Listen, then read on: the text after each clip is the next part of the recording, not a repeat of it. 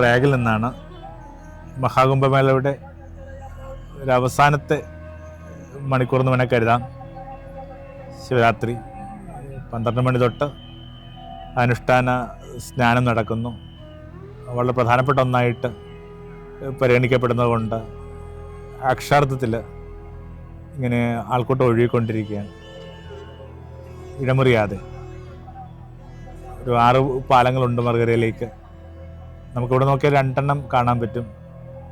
5 മണി തൊട്ട് ഞങ്ങൾ ഈ തീരത്തിരിപ്പുണ്ട്. അതിങ്ങനെ മുറിയുന്നേ ഇല്ല. ഒരു വിടവ് വരാത്ത വിധത്തിൽ ഇങ്ങനെ ഒരു കൺവേഴ്സത്തിലാണൊക്കെ ഇങ്ങനെ മനുഷ്യർ നിശബ്ദമായിട്ടും അല്ലെങ്കിൽ ചിലപ്പോഴും ഇങ്ങനെ ഭജനപാടിയുമൊക്കെ ഇവിടേക്ക് എത്തുന്നു. ഗംഗ വല്ലാത്തൊരു എക്സ്പീരിയൻസാണ്.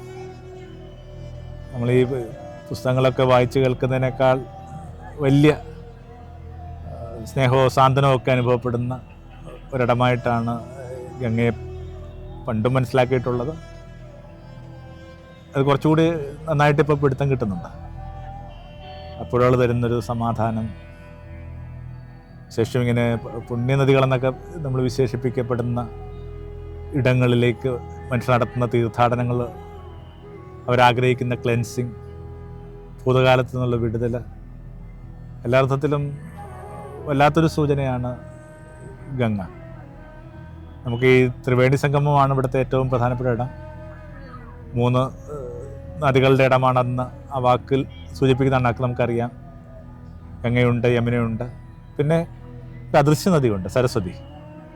ജ്ഞാനവും ധ്യാനവും ഒക്കെ ഇങ്ങനെ കാണാതെ ഒഴുകുന്ന നദി എന്നാണല്ലോ നമ്മുടെ ഒരു സങ്കല്പം. അങ്ങനെ അത്തരമൊരു വളരെ ഡിവൈനായിട്ടുള്ളൊരു സ്പോട്ടായിട്ടാണ് ഈ ഒരു ഇടത്തെ പരിഗണിക്കുന്നത്. നമുക്ക് അത്രയും വലിയൊരു ആൾക്കൂട്ടത്തിലോട്ടൊക്കെ പോകാനായിട്ട് ഒത്തിരി ഒരു ബുദ്ധിമുട്ടുള്ളത് കൊണ്ട് കുറച്ച് ദൂരെയുള്ളൊരു ഘട്ടിലാണ് നമ്മൾ ഇരിക്കുന്നത്. ഇവിടെ നോക്കിയാൽ എല്ലാം കാണാം. ഇപ്പോൾ 12 മണി നേരമായി. ശംഖുലികളും ഇങ്ങനെ എല്ലാം ഭജനകളും ഒക്കെ വളരെ ഉയർന്ന അക്കരയിൽ നിന്ന് കേൾക്കാം. ഒരു നല്ലൊരു അനുഭവമായിട്ട്, പങ്കുചേരേണ്ട അനുഭവമായിട്ട് തന്നെയാണ് ഇതിനെ മനസ്സിലാക്കുന്നത്. ഞങ്ങൾ 3 പേരായിരുന്നു. ശ്രീത്ത് ഉണ്ട്, ജോർജ് ഉണ്ട്. ഞങ്ങൾക്ക് നല്ല യാത്രയായിരുന്നു. യാത്രയിലൊക്കെ ഇങ്ങനെ മനുഷ്യരുടെയൊക്കെ ഒരു സൗഹൃദം വലിയ അളവിൽ ഇങ്ങനെ നമുക്ക് ബോധ്യപ്പെട്ടു.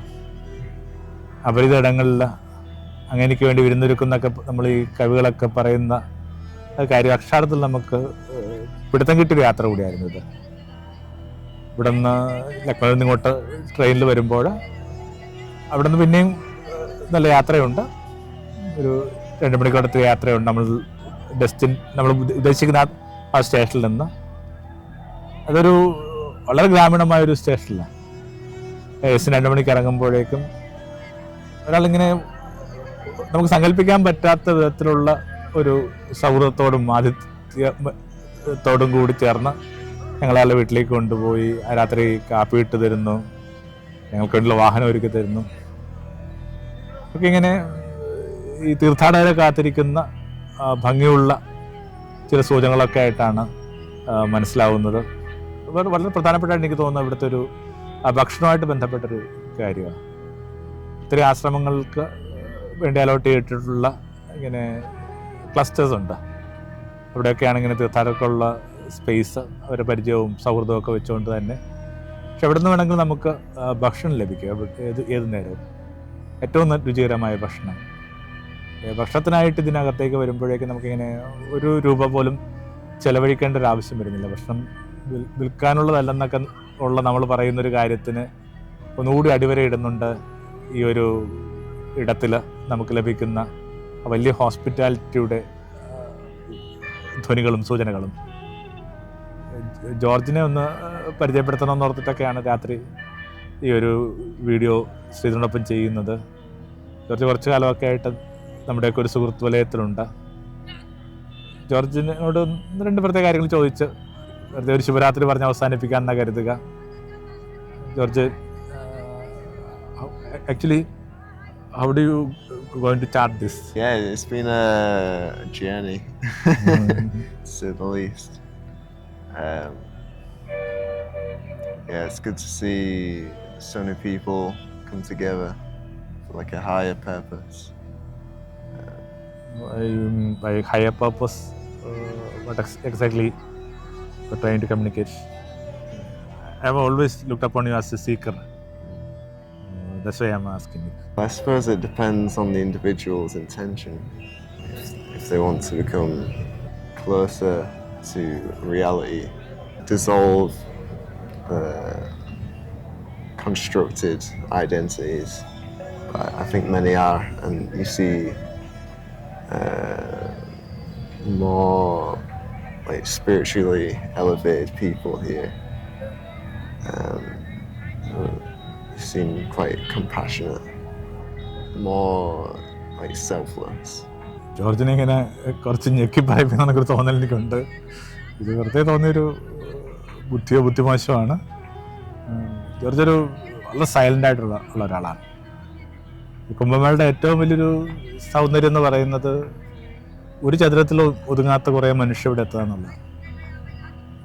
ഇങ്ങനെ വളരെ കുറച്ച് കാര്യങ്ങൾക്കകത്ത് തൃപ്തരായ, അല്പം പോലും ഈ കംഫർട്ട് സീക്കിംഗ് അല്ലാത്ത, ഇങ്ങനെ എറുത്തു നിൽക്കുന്ന മനുഷ്യരാണ്. ഈ കോളങ്ങളിൽ ഒതുങ്ങാത്ത, ചതുരങ്ങളിൽ ഒതുങ്ങാത്ത മനുഷ്യരാണ്. ജോർജ് നിശബ്ദം കൊണ്ടാണ് ഈ ചതുരങ്ങളിൽ ഒതുങ്ങാതെ നമ്മുടെ കൂടെ നിൽക്കുന്നത്. ജോർജ് വളരെ യങ്ങാണ്. ജോർജ് പഠിച്ചിട്ടുള്ള വിഷയം എനിക്ക് തോന്നുന്നത് ഇങ്ങനെ ആക്ടിങ്ങൊക്കെ ആയിട്ട്, അഭിനയകലയൊക്കെ ആയിട്ട് ബന്ധപ്പെട്ടാണ്, തിയേറ്ററോ ഡ്രാമയൊക്കെ ആയിട്ട് ബന്ധപ്പെട്ടാണ്. ജോർജിന് എന്തോ ഒരു കാര്യം ഉള്ളി കിടപ്പുണ്ട്. എന്താ നമുക്ക് അത്ര കൃത്യമായിട്ട് ജോർജിന് പോലും പറയാനായിട്ട് പറ്റുന്നില്ല. പക്ഷേ ആ ജോർജിൻ്റെ ഒരു നിശബ്ദതയൊക്കെ, ഒരു നിഷ്കളങ്കത എന്നൊക്കെ പറഞ്ഞ സംഭവം നേരത്തെ അറിയാവുന്നതാണ്. പക്ഷേ ഈ യാത്രയിൽ ഇത് കുറച്ചുകൂടി ഞങ്ങൾക്ക് ബോധ്യപ്പെട്ടു. ജോർജ് തീരെ മലയാളം അറിയത്തിൽ നിന്നൊക്കെയാണ് വിചാരിച്ചിരുന്നത്. അപ്പോൾ അതിനിടയിൽ യാത്രയുടെ ഇടയിൽ ഞാൻ ഇത്തിരി ഒന്ന് തെന്നി മാറിക്കഴിഞ്ഞപ്പോഴേക്കും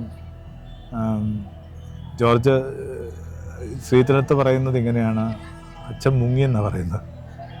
അത് ഒന്നുകൂടി ഇങ്ങനെ കേൾക്കാനായിട്ട് താല്പര്യം ഉണ്ടാവാക്കും. ഒന്ന് പറഞ്ഞു ജോർജ്, അച്ഛനെ പറ്റി what happen to me? Yeah, we lost you. Then how did you express in Malayalam? Achan mungi. Thank you.